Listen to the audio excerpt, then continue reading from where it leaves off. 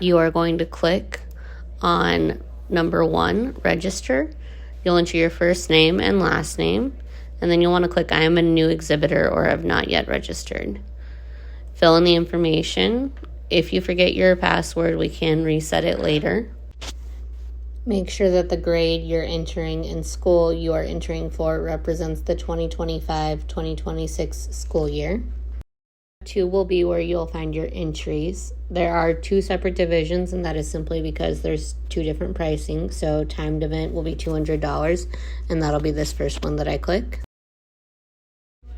Once I select barrel racing, you'll see that I'm not going to put anything in for TR entry dash partner. That is just going to be for your team roping partner name. Once I click add entry to cart, it will take me back to the entry page where I can add a similar entry like timed event or a different entry by clicking the other button, which would take me to rough stock. You'll notice if I try to enter 3 times in one event, it will not allow me to do that. It will only allow you to enter twice per event. Now that I'm going to do a team roping entry, I'm going to make sure to put in my team roping partner's name. Again, if I want to add a rough stock entry to this same list, all I have to do is change the divisions to this rough stock option. The next category that you'll hit is items. So you'll see that the office fee is a mandatory item, so it automatically gets put on for $25.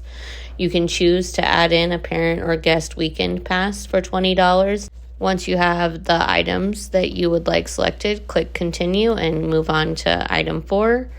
Where you will review. Once you go through that process and you clarify everything that you have on there, then you're going to go ahead and click checkout. This next page is where you're going to verify that you're both looking at the rules and you're going to follow the rules and regulations. And then also note that if you choose to pay by check, that needs to be postmarked by September 16th.